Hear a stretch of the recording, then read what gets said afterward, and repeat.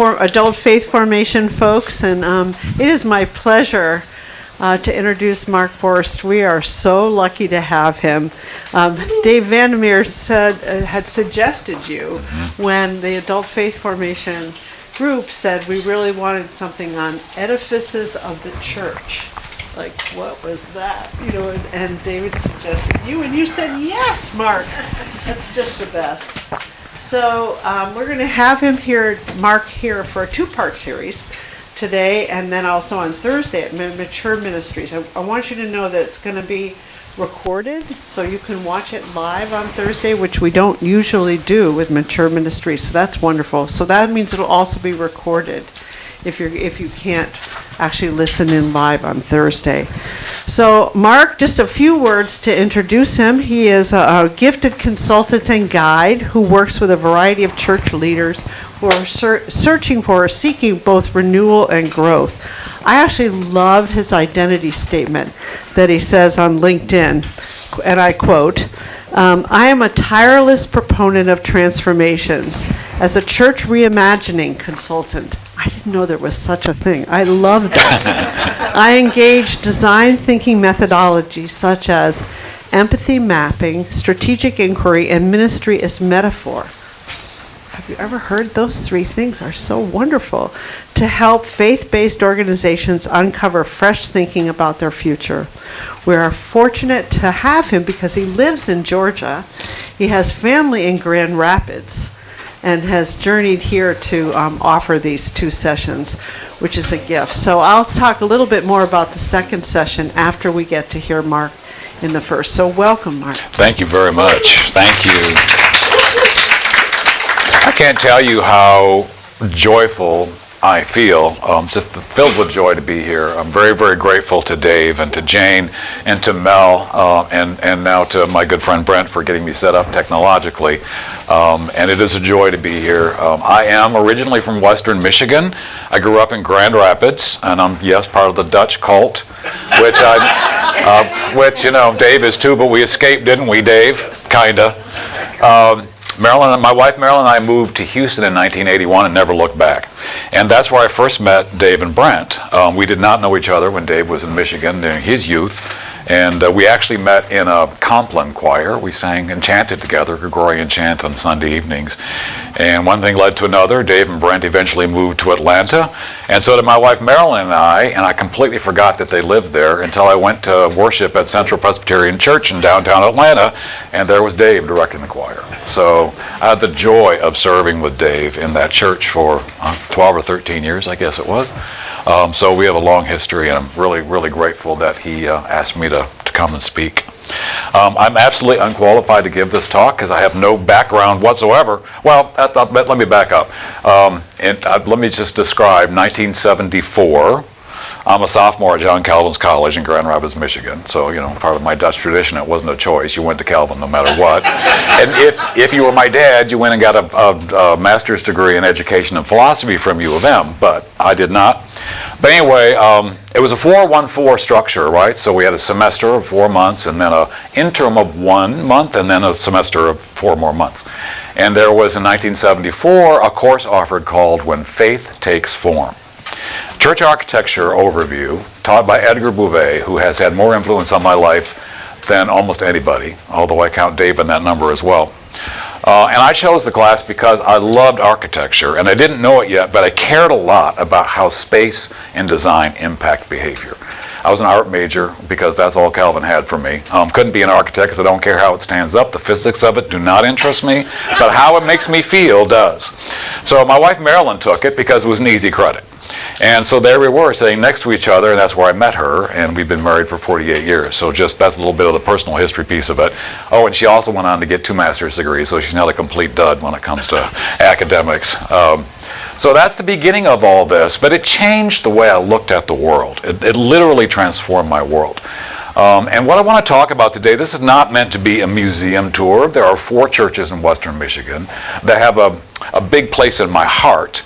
The first one I'm going to talk about is not one that I've been involved with personally. The other 3 are. But I don't want it to be a museum tour, like I said. I would like this to be a contextual discussion as we look as Presbyterians and as Christians in the sort of post Christian post-denominational age, at the decline of the church. And let's talk, if we can, let's explore why liturgy matters. So I'm going to talk about placemaking and the role of place in staving off the decline of the church on Thursday. Today it's why liturgy matters. So let me start with two stories. This first one was written on Facebook by a friend of mine named Arbor Jones. Amber has a PhD in spiritual formation, and she goes to my church. She team teaches an adult Sunday school class with my wife, and she wrote this after our Good Friday service on her Facebook page. On Good Friday, we attended a... Let me change the slide. Why is it not advancing? Is it on? Maybe Is it turned on point the at side? someplace. Sometimes you just... I don't know. It worked when Brent had it. It's turned on.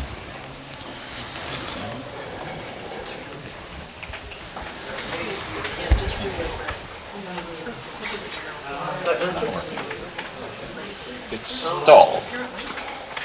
Can I advance it from here? That's what I'm trying to do.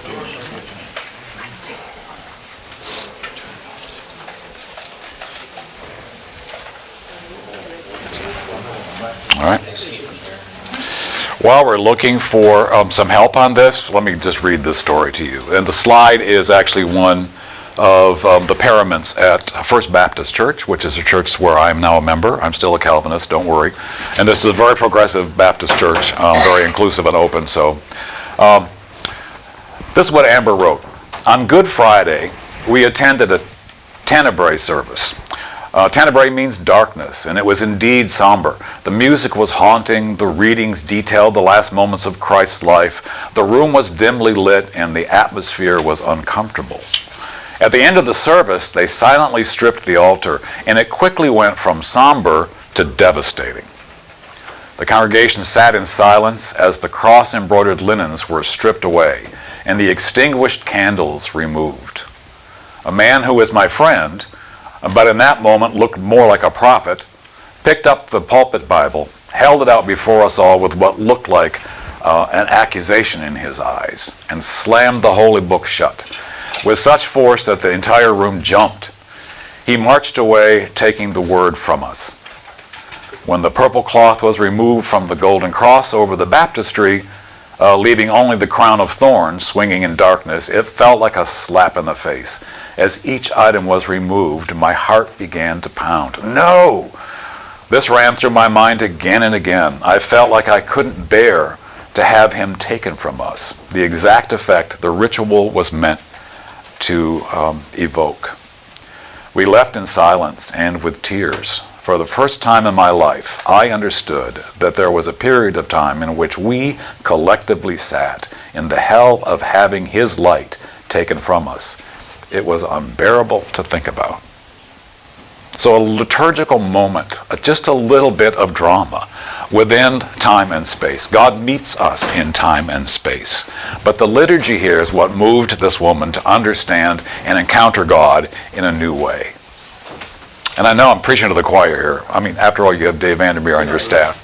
But the second story I want to share with you is one that is not a personal one for me, although it became one because I grew to love this author with all my heart and soul. Many of you may know Sarah Miles, who wrote the book Take This Bread. I believe it was David who introduced me to that book. Changed my life. Sarah Miles is a journalist who worked in Central America. She's a foodie and a writer and an atheist, was an atheist. And she actually became a Christian You are my friend. by walking into St. Oh, thank you so much. Just hit the up arrow? What do I do? Try it. Hit the arrow on the right. Yeah. Boom. All right, there's the front of First Baptist Church and the paraments that got stripped. She lives in San Francisco ultimately, and one morning, let me just read this to you. Early one winter morning, I walked into St. Gregory of Nyssa Episcopal Church. I had no earthly reason to be there. I had never heard a gospel reading, never said the Lord's Prayer. I was certainly not interested in becoming a Christian, or as I thought of it, less politely, a religious nut. But on other long walks, I had passed the beautiful wooden building with its shingles, steeples, and plain windows, and this time I went in on an impulse. The rotunda was flooded with slanted morning light. The table in the center of an open, empty space was ringed high above by a huge Neo-Byzantine mural of unlikely saintly figures with gold halos dancing.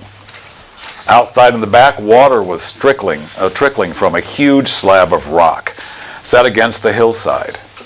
Past the rotunda and a forest of standing silver crosses, there was a spare pulpit, just the unadorned voices of people and long silences framed by the ringing of a deep Tibetan bowl.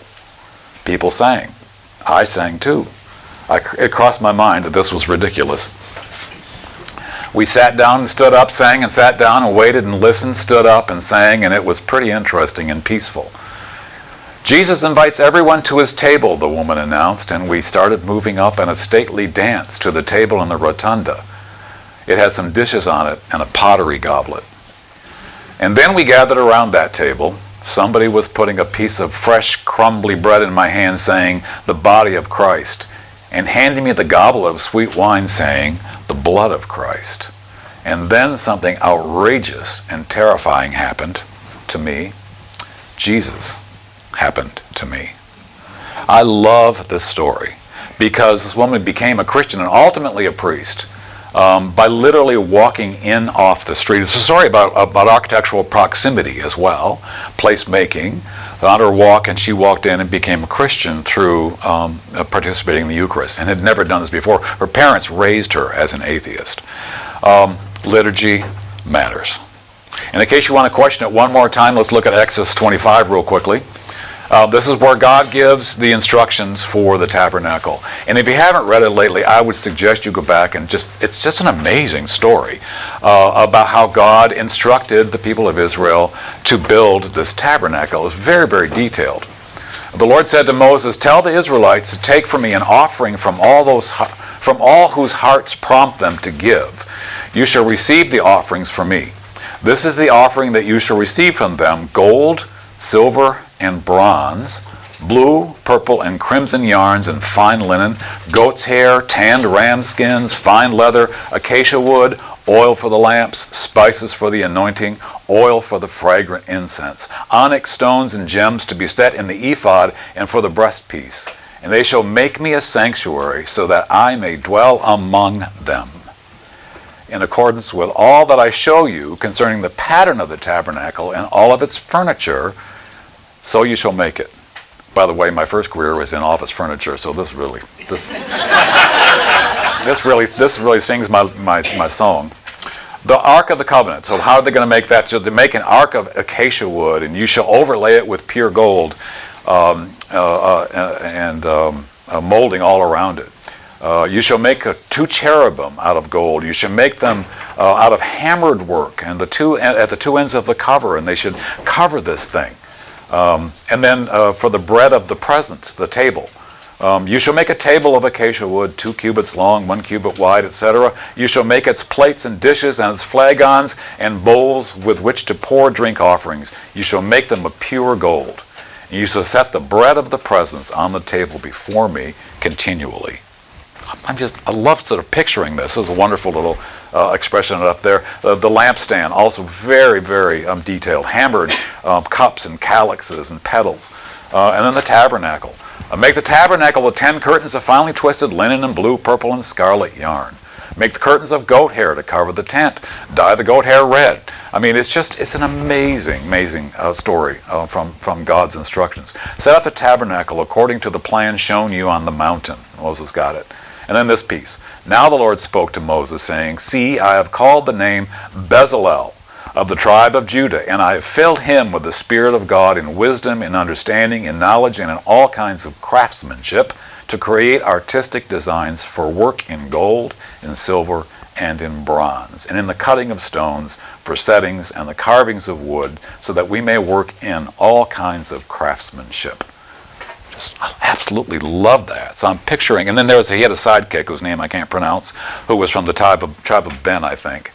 So the 2 of them together were called to create and to be these liturgical consultants on this tabernacle. So this is the backdrop for why I would say and want to argue that liturgy is important. God cared very deeply about the details. Here's a quote from Mark Torgerson, who wrote the book An Architecture of Eminence. Historically, the edifice of the church building in a community has functioned as a reference to the presence of God. That's kind of a duh, right? An unusual confluence of movements, this is important for our talk today, an unusual confluence of movements occurred in the 20th century that changed the face of church architecture across denominational lines in the United States and Europe. A fusion of ideas emerging from the ecumenical movement, the liturgical movement, and the modern architecture movement. And I will add one more, the Jesus movement. I went to a Christian high school, no surprise there, being Dutch.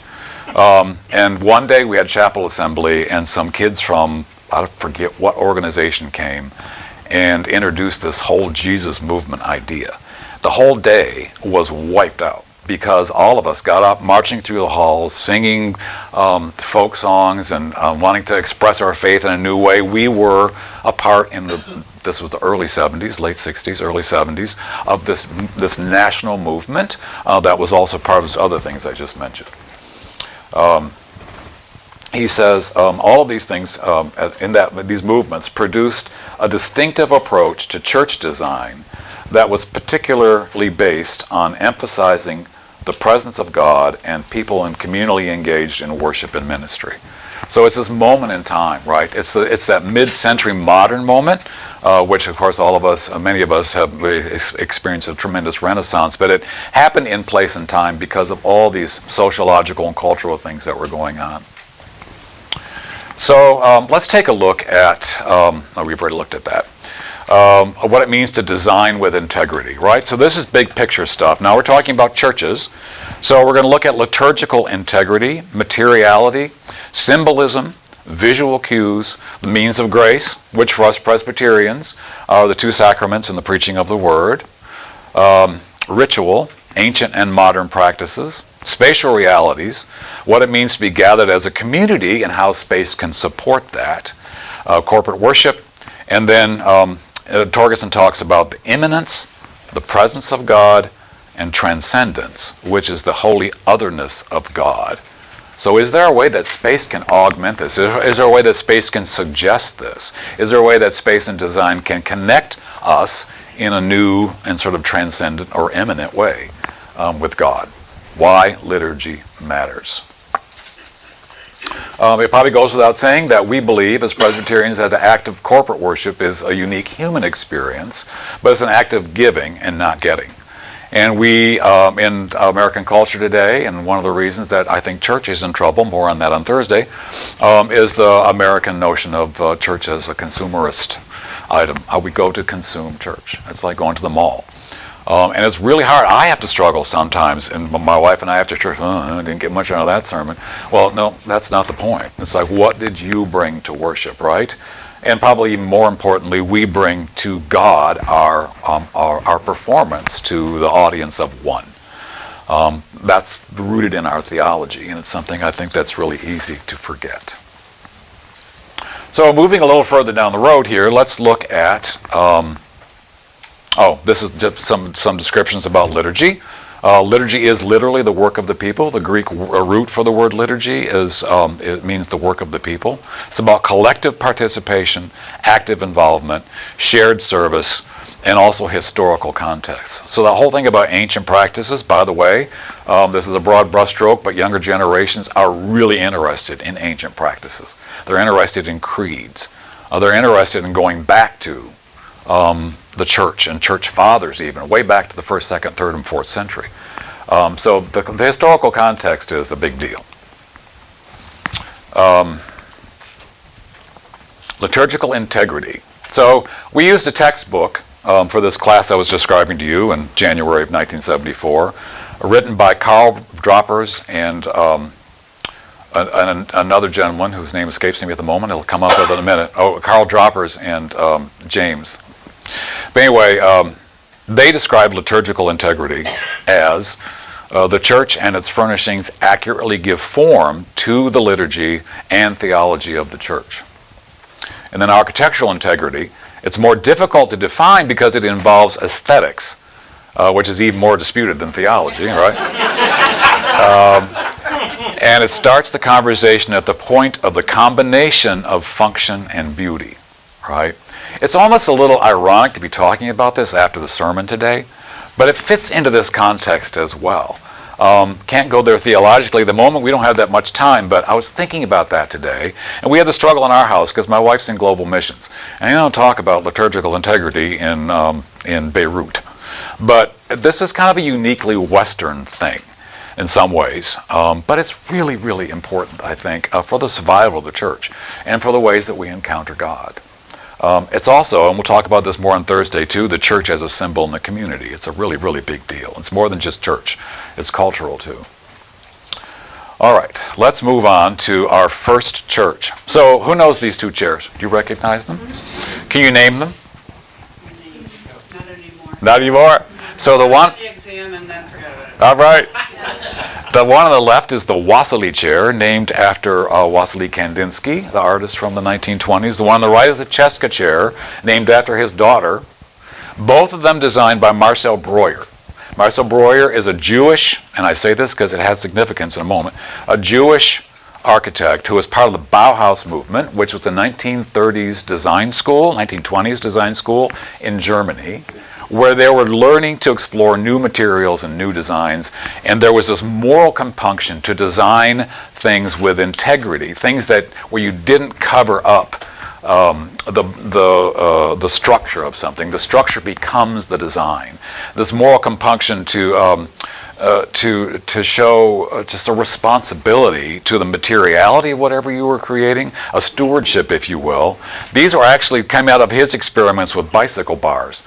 Handlebars, right? And these chairs emerged. These are in continuous production. They were both designed in the middle 1920s, and they're still in production today, which tells you something about design efficacy, right? And really the life of modern design. Well, he was actually hired in 1962, right in the heart of Vatican II and all that was going on, to design St. Francis de Sales Catholic Church in Muskegon, Michigan. Who's been to Muskegon? Right, not known for its high design, right? It's an industrial city. I can be ugly about it because my wife is from there. But not known for its high design. So here we have, right in the middle of a working class neighborhood in the heart of Muskegon, Michigan, this incredible modernist church that for me is one of the most holy spaces I've ever been in, and because my wife's driving me all over the world, I'm pretty well traveled. I've been in a lot of churches. This one ranks right up there with me in terms of how I encounter God in space and time. I would encourage you to invite me back so we can go on a trip and go see him. I encourage you, if you're in the area, to find your way in. It's absolutely amazing. Here's some details about this church. It cost $1.25 million to build in 1964. That's, I think, around $10 million American dollars now.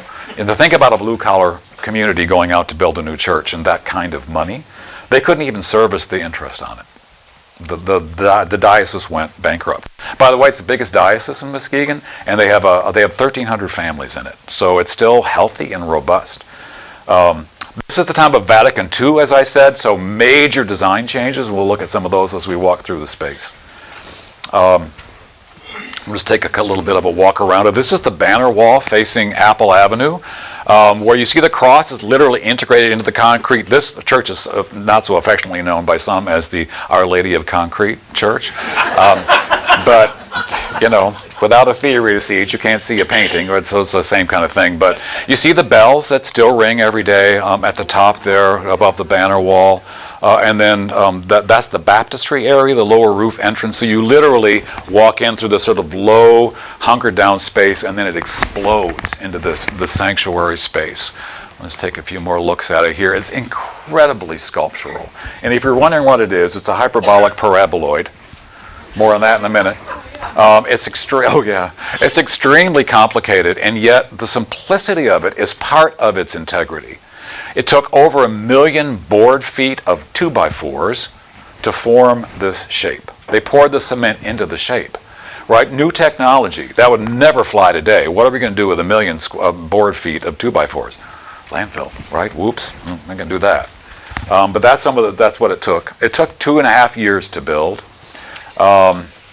It's 90 feet tall. It's 7,000 cubic yards of concrete, 575 tons of reinforced concrete, and then 500,000 board feet, like I said, of lumber used to create the forms. According to Brugic and Droppers, liturgical integrity is found in its straightforward, cohesive handling of the elements of worship, largely informed by Vatican II.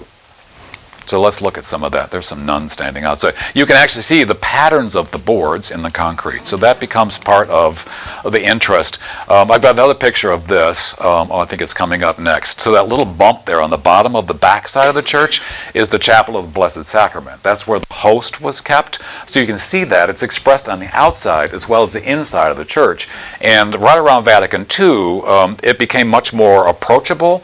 That's the actual reserved host. That's the body and the blood of Jesus. But it was supposed to be just outside of the sacred space. And so they solved that architecturally by creating this little chapel, which you'll see from the inside in just a minute. This is an incredibly dramatic photo of it.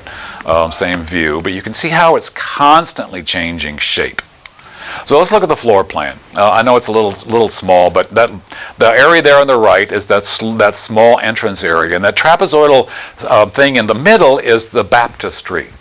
The baptistry is designed to be 3 steps down, so it's Trinitarian. 3 steps down, you get baptized, 3 steps back out, Father, Son, and Holy Spirit. And the Catholic tradition, and I wish this was more in the Reformed tradition as well, is one where you are reminded of your baptism every time you walk into church. Right, I've got a couple pictures, or a picture of the baptistry itself coming up, but you can see it there. When I was there, I don't know, about 10 or 15 years ago, I visited at Christmas time, and they'd made it into a grotto. It was like a little Bethlehem scene. It's like, oh, let's not do that. But there is also, there's a baptismal font nearby where you can dip your fingers in and do the sign of the cross on your heads. You don't have to stand on your head to reach the water, or they don't keep the baptistry full. So that's part of the entrance experience. And here you see, that is St. Francis de Sales, the patron saint. That's that baptismal font I was just describing. And then you can't see too well how the steps work, but that's part of the baptistry itself. So now we're in the narthex of the building, and now we're in the sanctuary. It's absolutely breathtaking. I can't even begin to describe the architectural experience. It is not sloped. Well, yes, that wall is slightly canted, Dave, but it's also triangular. And so you have all these weird optical illusions. There's 4 squares and 2 or 3 triangles that form this shape. There you can see the altar. The altar has a saint in it and a couple of relics buried in it. It's honed marble. And then up to the upper left, we'll get a better look at that, is where that Chapel of the Blessed Sacrament is, where they keep the host. Look at those precarious steps. Would you like to be the priest on that one? That's before ADA, I think. Here's another really beautiful. So later in life, they actually did gold leaf on the canopy, representing the presence of God, that kind of translucent.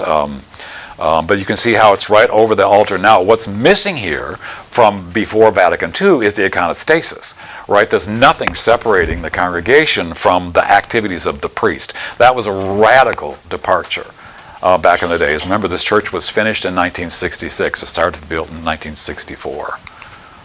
There's a little closer view of the table, the altar in their particular tradition. But look at that left photograph. Do you see that sort of sculptural form? That is right between the sanctuary and the baptistry. That is, in fact, an abstracted sculpture of Mary. See the hole in her stomach? It's a hole in her uterus. If you look through that hole, you see the table. So you talk about a liturgically significant experience every time you walk in the church. You're reminded of this particularly Catholic preoccupation with Mary, the mother of the church, which is something that came out of Vatican II, right? But understanding also the mother of the sacrificed Jesus, because you see the altar through her uterus. I'm telling you, it's an amazing experience. A few more pictures. There's the precarious priest steps again. From some of the things I've read, they're not using those much anymore. They may have had a casualty, I don't know. Right. But again, the optical illusion, you don't see any stained glass, right, or windows. They do have skylights in the space. On not so cloudy Michigan days, it's full of light, believe it or not. And there are 4 very distinctly placed stained glass windows. This one is in that chapel of the Blessed Sacrament. Did I see a question out there? Oh. Okay. I'm happy to entertain them. I may not be able to answer them. And there's another view. That's the balcony, which is over the top of that statue of Mary, just to give you a little orientation. And the spaces under the balcony are very mysterious, and there's artwork and sculpture, and all of it's very much of a piece. And again, you can, this one. You saw, remember I told you about the grotto? Yeah, right?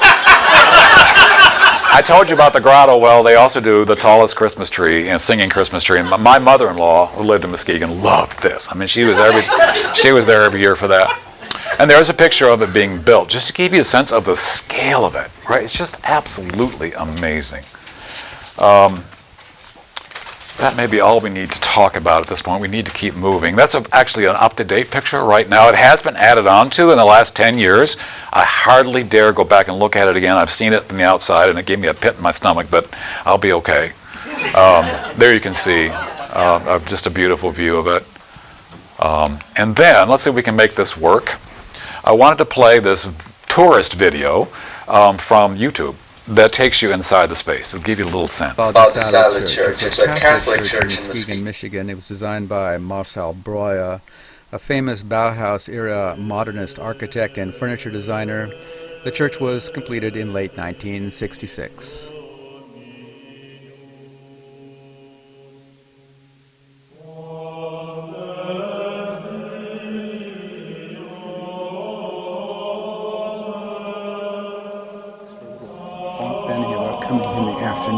There's this really cool nave up here with this red light, but it comes down and shines on the ground right here, which is kind of cool.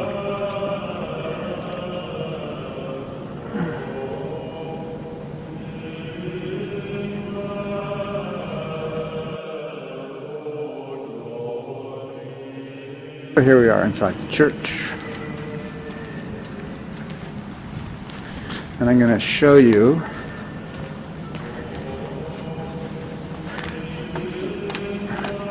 a great optical illusion, the way this church is laid out. You see, it's just enormous. It's almost scary. And you can see how this whole wall looks like it's leaning off in one direction.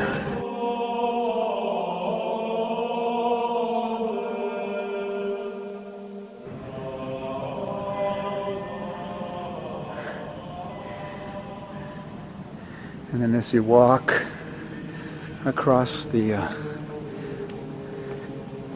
balcony here, it just all automatically straightens up.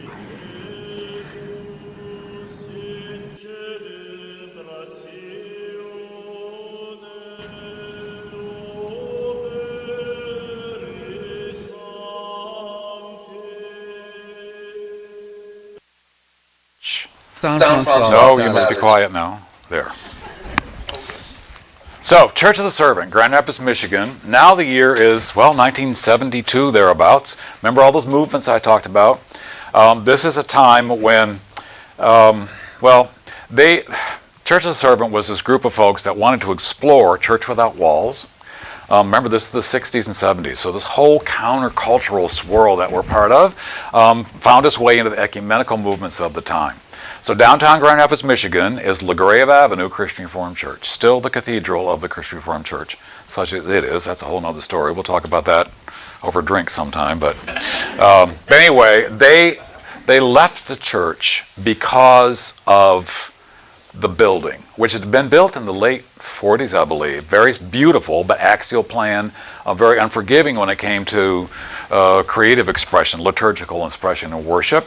Plus, they had this whole thing about wanting to be the fellowship of the acts and live communally. I actually lived in a commune with Calvin profs at this time who were part of this movement. This whole thing is really nostalgic for me because it's part of my life 50 years ago.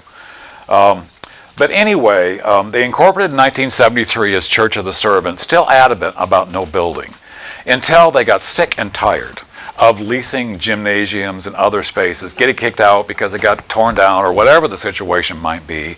And finally, Nicholas Walterstorff, who was at one point he was the president of Yale School of Theology? Divinity School, thank you. Said, we build ourselves houses to live in. Why are we not finally admitting we need to build a house of worship? And so, Church of the Servant was born. They're absolutely obsessed with liturgy. Here's the floor plan. So it's been built in 2 stages, but started in the early 1990s, based on European towns. So the worship center, the sanctuary, is where the cathedral would be. It's the piazza, it's the central square. And then all the other activities radiate around that like a small village. So you can kind of see that here as you look at the footprint of the space. This is, most of my pictures are taken in the wintertime, but one of their things was to elevate ordinary materials, right? And so the whole thing is clad in this P11 siding, which they stained to match the colors of the flowers in the unmowed wilderness around the church, the meadows around the church. Can't see that now. There may be a picture that shows that. This was an addition that joined those villages together kind of in a new way back in the early 2000s, I believe. But I'll just walk you around the outside just a bit. You see some of the curvature. Here's a COVID worship service outside their sanctuary. Take a note of that building material at the top there, that sort of gridded stuff. We're going to talk about that in just a minute. Now we're inside. It's an absolutely amazing space that is always festooned for liturgical events. See the tree, the big white tree? That is a structural member for that space. But it also is very much a part of their liturgical celebration. They talk about the fact that the Bible starts with a tree and ends with a tree, right? And all the tree images in the middle. And so it's not only structural, but it's the community gathered around the tree of life. And it's absolutely magnificent. And again, these are ordinary materials. That material that I talked to you about in the outside of the church is a product called Calwall. Kalwall, I think it is. It's a translucent fiberglass material that was developed and used a lot. It's actually structural in the early 1990s, and that's where all the light in this space comes from. And they talk about the worship experience where the clouds, it's Michigan, the clouds part and the sun comes out in the middle of worship, and it's as if God's self is fighting his way into the sanctuaries. It's amazing. Just a few pictures of how they festoon the space liturgically. It's one of my favorites. This is an Advent banner that's obviously based on a mosaic. The looking for Advent, looking for the arrival of Jesus. There you see it in a nighttime photograph. And here's the congregation worshiping. Most significantly, the picture on the left, and it's really hard to find a good picture of this, they have the Lord's Supper the way Calvin would want it, every single Sunday. And they do it by gathering in a circle around the tree and pass the elements. It's always in tinction. It's an absolutely beautiful experience that if you're ever in the area on a Sunday, I would encourage you to go. And then Palm Sunday there, you can see just liturgically how the space informs how they worship together. And then there's a real preoccupation with craft. Every artist that can spell John Calvin goes to this church in Grand Rapids. So that's kind of a nice piece as well, right? Remember what I said about dignifying the ordinary. So here's the table, not the altar, right? It's the table in our tradition, made of marine grade plywood, sculptural and beautiful. And that's the baptismal bowl. And then the lectern sits on top of the table. We dance the baptismal to the table in every worship service. It's absolutely gorgeous. Here's some of the liturgical elements, just close up and personal. That's their Advent wreath. Do you see? Oh, wait, there it is. Do you see any dead leaves or pine knobs? No, it's very structural. And this is it's called the artery. So it's this long gallery space that's always full of art. That's just adjacent. Walking into the church. Let me see. No, this is the walking out of the church. There's a tile that said, peace to love and serve the Lord. So these integrated liturgical cues. Here's when you arrive. It's like the Lord be with you, it says on that tile, right? And here's a font, right? This is a shell-shaped ceramic piece. They bring water in from the eaves outside, and you can dip your finger in as you walk in and make the sign of the cross on your head. And then more worship photos. That's a prettier picture in the summertime. By the way, we just had 3 months of Michigan summer days in Savannah. So come see us. It's wonderful. It's wonderful down there. And then you see some of the liturgical movement in the space. I love those dancers up there. All right, let's move on to Church of the Savior. This is a little church in Coopersville, Michigan. Coopersville is halfway between Grand Rapids, Michigan and Muskegon, Michigan. So this church is 30 miles from St. Francis de Sales. And I mean, there's no comparison of these two. This is a very humble but lovely church. And it's just oozing with all kinds of wonderful liturgical impulses. Yes, it looks like a Pizza Hut. That's okay, because it's on a major thoroughfare where there's a McDonald's across the street. So we're competing, the iconography. You notice there's no steeple. And you can see there is a cross. The building on the right was added in the 1980s. So we're going to focus, at least to start, on the original building. There's another shot of it. There's here comes the footprint. All right, look how small this is, 5,000 square feet. This is a congregation of farmers. This is literally in the middle of a cornfield, now surrounded by a national dairy of some kind. I can't think of the name of it. It's a rectangle, and you see it's a central rectangle with other rectangles radiating around it. And then you see that beautiful little roof line, which contains 5 different panels of stained glass, which we'll look at in just a minute. But if you look at that rectangle, that's where the sanctuary is. It's completely undedicated space. The narthex is that space on the right. That was designed to also be a multi-use. You could have a little banquet in there. You could meet a Sunday school class in there. You could have overflow from worship in there. And then the other small spaces are little offices or classrooms around the edge. This is a really strange photo from their website, but it shows you the glass, stained glass. So you have the sword of the, look. Hold, please. It's the sword of the Spirit. And then there's a cross. Sorry, where is it? I'm not seeing it. And then the goblet and the cups, or the pitcher for communion. And then there's an early picture of the communion elements. This is the inside of it. This is from my black and white picture from when faith formed, but I wanted to show you it in black. This white space there, and above that are these. That's where the light comes in from those stained glass windows above. And this is what the space looks like. Look how they're projecting on the wall. No screens here, although don't turn around because I'm behind them now. I was there the other day and saw them. But that's how they set it up for traditional worship. And see, 36 feet long. And there's a baptismal font that's taken from the gypsum mines in western Michigan over by John Ball Park, that area. Then the elements for communion and that lectern. So you have the means of grace prominent in the space. But they take that table.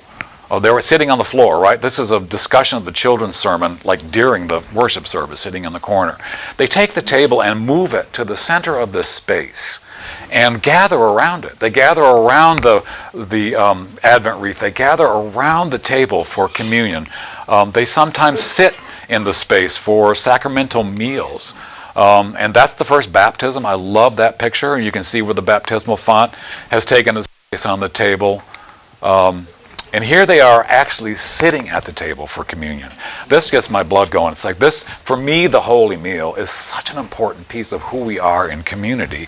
And to be able to sit and partake like this, even if they do it in stages, I just think it's rich and wonderful. That table is absolutely beautiful to this very day.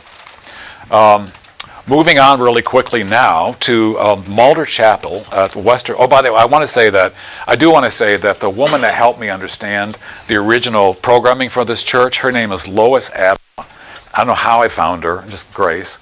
She's lovely. She's an octogenarian, and she was on the team that hired the architect to do this space. And they had a very clear sense that it was worship, yes, service more, right? And so they wanted this minimal space, minimal budget. Our architect first said, we can't do it. There's no way we can do it for that money. And was designed with only one floor to keep it cheap. It's a terrazzo floor. The whole thing was one material, that sort of thing. But she still speaks just glowingly about how the church functions the way it's supposed to, 58 years later. which is just amazing to me. Almost 60 years of continuous use, and it's still, she just gets really enthusiastic and excited to describe how this has impacted their life in community. So that was Church of the Savior. Now we're going to move on to Mulder Chapel at Western Theological Seminary. So that last church was an RCA church. I didn't mention this, but Church of the Servant was part of the Christian Reformed tradition. They are leaving that denomination based on recent decisions they made 2 years ago that are irretractable and absolutely unreasonable, and so they're trying to figure out what's next. They've taken 2 votes now as a congregation to leave. They have not decided what to leave to. But I mean, it's a robust, healthy, wonderful church. They're going to be fine. But that's just part of where we are now with church, right? Let's talk about this. Mulder Chapel. So Western Theological Seminary is the RCA, one of the RCA seminaries in Holland, Michigan. This is their chapel, 1955, Georgian. Look familiar? Every church US of A, right? And here's the interior. This looks like my church, the historic sanctuary. And down to our Baptist church, we talk about our historic sanctuary all the time. It's the oldest continuously used sanctuary in Savannah, which is saying something. I get so tired of it. But anyway, I'm being recorded. I love my church. I love my church. I really do love my church. It's oh yeah, of course. Oh, you should give this part. Oh my gosh, yeah, I forgot. Yeah. So that's what it looked like before they decided that it was time to create an incubator training seminarians and how to plan and do worship. And so now it looks like this. It's an absolutely amazing transformation. Jim Vandermolen is the architect on this. He goes to Church of the Servant, so there's all these connections. I love Jim. He came to. Do you remember when Jim came to help us at Central with talking about the chapel? First thing he said to me is, I forgot to mention I'm freakishly tall. He was. But he did this space with his partners. His company is called Elevate Studio, and they understand liturgy and they understand theology. And so let's talk about this. It is now what I would say, this is my language, not his, a completely hackable space, right? Nothing is fixed. And that's because it's used for lots of different things. Let's go through it a little bit. You can see here, this is set up for worship, where now the means of grace are very visible and in the middle of the space, right? So they're an integral part of how worship happens. Let's talk quickly about the oculus above. That is actually natural light flooding in addition to regular light. Above that wooded platform, radiating around that is all the technology, right? All the equipment, the sound equipment, AV equipment. And again, they do use a screen, which is, I forget where it's installed, Tommy? On the walls. Yeah. Have you been there? I was a classmate of Tommy's. Oh, really? Oh, nice. Wonderful. Wow, I should just really shut up and let you both tell this. That's fantastic. And then here you see worship, I think. And so you can still set it up for a formal wedding. You can make it an axial plan if you want to. And the cool thing about this, I've got a floor plan coming up, and there's a screen. You can see the screen there being used in a lecture setting. That's a lecture setting. Let's look at this, the floor plan. There's the overall, there's one more slide yet. Here's the floor plan. So you have what used to be the chancel. They're now calling the music apse, which I absolutely love because it refers to old architectural design, right? But it's opposite of where the organ is, which was installed in the balcony over the front door. And so you have this contrapuntal relationship between the existing musical instruments and whatever else happens in the space, whether it's a concert or whether it's helping with worship or whatever. And then here are the different configurations. These are the positions, right, Tommy, for how the space can get used. What's really brilliant about this is that I think any smaller church in US of A can do this as they're seeking to figure out how can we create space that can make meaning for our diminishing congregations. More on that on Thursday. But rip out the pews is my first answer. It's an iconoclastic act, but it's absolutely necessary and it does nothing to diminish how worship happens. Right? Right? So there's the different configurations of it. And then the glass. Stained glass was used not to obscure the original Georgian arched windows, but to sort of enhance how light came through. So it still creates this historical reference, celebrating the architecture of the original envelope of the building, but all of this glass is absolutely rife with meaning. So most of it's about grace. It's non-representational to some extent, but if you look really carefully at that window on the right, see these little white incised lines that are on it? Tommy, correct me if I'm wrong. Oh, I got someone here who knows more than I do about this. It's a map of the city of Howell, Michigan. So it's a connection to the community. And then again, we have the tree of life. Right, this tree keeps showing up in our worship, and there's lots of other images, but it's all around grace and what they called, and maybe Tom, if you want to speak to this, you're certainly welcome. The continuum of memory. Can you speak to that? Was that part of the language that you guys used? Yeah. So I'll just add. You can see those golden bricks kind of moving through things. There's a piece of basically there's a cross made up of those golden bricks when you enter the sanctuary that you can't really see, and the stained glass kind of moves you through, like those gold bricks go across the stained glass, which have little pictures that reference different biblical stories, and they're very subtle. Not everyone, you can't really see them on these windows, but yeah, it's meant to show God's, the gold bricks are kind of God's reach through time and space up to the present. Perfect, great, thank you. Oh, sorry. And then just a few more pictures of the interior space being utilized in different ways. So, church buildings matter, all right? This is a quote from a guy by the name of Duke Kwan from the Gospel Coalition. It's amazing what you find on the internet. The architecture and aesthetics of our houses of worship, what we see, feel, hear, and even smell, invariably shape our communion with Christ and one another week after week. So how does space change, enhance, augment our encounter with God? I am also an experienced designer, and we have a theologian friend in common who doesn't like to use the words worship experience. I'm not afraid of it, because you can design things to enhance worship, right? It is an experience. It becomes a new way to encounter God through space, through time, through place. So I wanted to share that with you as well. Those rounded walls, by the way, also create amazing acoustics, and so it also enhances how the space sounds, right? And there, I would imagine most services aren't mic'd. Is that true or not? Do they need to be mic'd? We do have some mics. Yeah. But yeah, no, it does carry well. We don't have to set them very high. One of the things the architect, this is another gentleman that is part of the Pillar Church, which is the Christian Reformed Church. The original Christian Reformed Church in Holland is very close, I think, in proximity. They have now rejoined the RCA and rejoined forces with the RCA, and they're using this chapel for some of their worship services. And the gentleman, the last name of Rienstra, wrote this about it. The space itself demands that we make the central things of worship central. As the students connect praise, proclamation, and prayer to the symbolic elements of the faith that point to Jesus, the students and the congregation are reminded why we gather in the first place. That's just a beautiful assessment. So I hope you enjoy these remarkable buildings, and I hope you get a chance to experience them on a tour with me sometime soon. It's just amazing. I love to see them kind of in sequence because they are so different from each other. But still, the common threads of materiality and liturgical expression and those kinds of things are so incredibly present.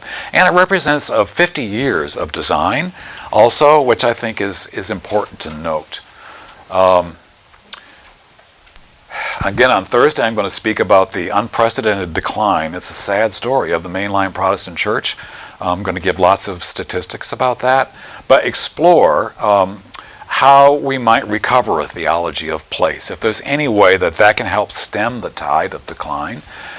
In my work, when we did a lot of strategy with our clients, it was about creating a space that was a strategic tool for any given corporation. By the way, that's out the window because now we're post-COVID. So now it's about creating a space that builds community. The only reason people need to go to the office now, frankly, is for collaboration and collegiality. So they're using community-based planning now for how facilities get laid out. How you work privately is not an issue in that facility, right? Do that at home. You're more productive. I feel, and I'm still doing research around this, that the return to physical church is similar. It's going to be, it's a lot like that. It's purpose-driven right? What is community? And what do we encounter together as people in community that we may not encounter? And I'm not dissing it. I think online worship is important. I hope it never goes away. At our church, we have somebody from Italy that tunes in every week. A friend of mine in Savannah that's a pastor at a Presbyterian church just had somebody from Canada join their church, right? So that I'm not dissing that piece of community, but together physically in space, what does that look like? What would drive a young family? So good to be in worship here. Babies crying today. We have two babies, maybe one 4-year-old and one 2-month-old in our church. But what would it take for a space to attract a family to come back, to make the time to skip the soccer practice and show up for worship on a Sunday, or other things, right? So let me close with this. We need to recover this robust theology of place and space that promotes the value of the built environment. That again is a quote from Kwan, and it's all about the common good as well, so the place in community, the larger space matters too, right? And then finally we need to rebuild our embrace of buildings, if there's any way to do it, as we seek to serve God faithfully in church as we move forward. So that is the end of my presentation. Thank you very much for your presence here.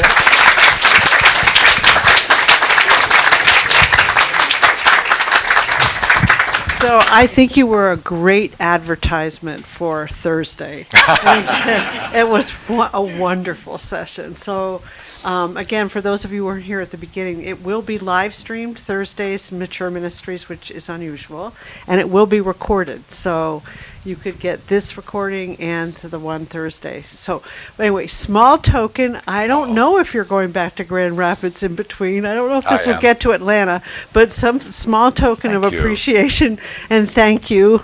What a wonderful talk. But also I'm here to advertise for the next two sessions, which are on Christian nationalism, which is obviously very topical. And so Rick Ostrander, who's the director of the Michigan Christian Studies Center, is going to do the first one, where he's going to explore historical roots of Christian nationalism, and he's going to explain its current revival. He's going to attempt to explain its current revival. And then the next week, we have Reverend Bob Lynn, who I think was the lead pastor in one of the other Presbyterian churches, at Knox Presbyterian, I think, here in Ann Arbor. He's going to talk about the theological merits of that movement. So again, we hope you're going to come. And then we've added one, June 1st, where we'll have our own Tommy and Nathaniel talking about their recent visit down south and what they learned. So that'll be wonderful. So thank you again. My pleasure. That was Thanks fabulous. for having me.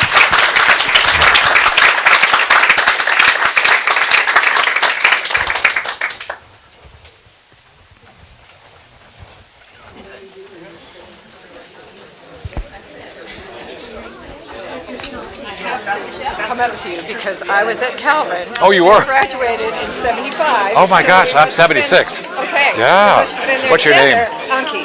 Oh, nice to meet you. And so yesterday, my son, we've been in California all the time, but then okay. we moved to Ann Arbor 3 years ago. Okay. But anyway, we decided to go to the Tulip Fest in Oh, yeah. but it was a zoo. So then